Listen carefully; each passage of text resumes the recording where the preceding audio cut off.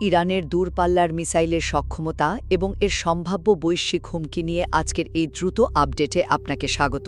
জানেন তো, ভারত মহাসাগরে অবস্থিত যুক্তরাষ্ট্র ও যুক্তরাজ্যের যৌথ সামরিক ঘাঁটি ডিয়েগো গার্সিয়াতে সম্প্রতি একটি সন্দেহভাজন মিসাইল হামলার চেষ্টা কিন্তু ইরানের মিসাইলগুলোর আসল রেঞ্জ বা আওতা নিয়ে নতুন করে তীব্র উদ্বেগের জন্ম দিয়েছে। তো প্রথমত চলুন ডিয়েগো গার্সিয়া হামলার ঘটনাটা একটু দেখি। যুক্তরাজ্য বলছে ইরান থেকে প্রায় ৪,০০০ কিলোমিটার দূরের এই ঘাঁটিতে হামলার চেষ্টাটা ব্যর্থ হয়েছে, যদিও ইরান পুরো ব্যাপারটাই অস্বীকার করেছে। আচ্ছা ভাবুন তো, এটা ঠিক যেন একটা বিশাল হ্রদের এপার থেকে ওপারে একদম নিখুঁতভাবে ঢিল ছোড়ার মতো ব্যাপার, তাই না? প্রশ্ন হলো, তারা যদি সত্যি এত দূরে আঘাত হানতে পারে, তবে তাদের আওতায় আর কি থাকতে পারে? দ্বিতীয়ত, আমাদের ভাবতে হবে ইউরোপের সম্ভাব্য হুমকির কথা।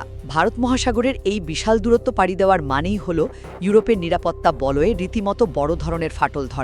সত্যি যদি ৪,০০০ কিলোমিটার দূরে হামলা সম্ভব হয়, তবে পশ্চিম ইউরোপ এবং বিশেষ করে জার্মানিতে থাকা অত্যন্ত গুরুত্বপূর্ণ ন্যাটো স্থাপনা র্যামস্টিন এয়ারবেসও কিন্তু এই মিসাইলের নিশানায় পড়ে যেতে পারে।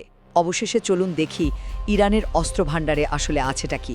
বর্তমানে তাদের হাতে খোরাম শহর, সেজিল আর সুমারের মতো সব ব্যালিস্টিক ও ক্রুজ মিসাইল আছে, যেগুলোর রেঞ্জ আনুমানিক ২ থেকে ৩,০০০ কিলোমিটার। যুক্তরাষ্ট্র এবং ইসরায়েলের একটা বড় যৌথ লক্ষ্যই হল ইরানের এই সক্ষমতা পুরোপুরি ধ্বংস করা। কিন্তু একটা চিন্তার বিষয় হল, যুদ্ধ শুরু হওয়ার পর থেকে ইরানের এই শক্তি আসলে ঠিক কতটা কমানো গেছে তা নির্ধারণ করা এখনও বেশ কঠিন। ডিয়েগো গার্সিয়া হামলার এই ব্যর্থ চেষ্টাটি মূলত একটা পরিষ্কার সতর্কবার্তা, যা প্রমাণ করে যে ইরানের মিসাইল সক্ষমতা এখন আর কেবল মধ্যপ্রাচ্যের আঞ্চলিক ইস্যু নেই, বরং এটা রীতিমতো একটা বৈশ্বিক চিন্তার কারণ হয়ে দাঁড়িয়েছে।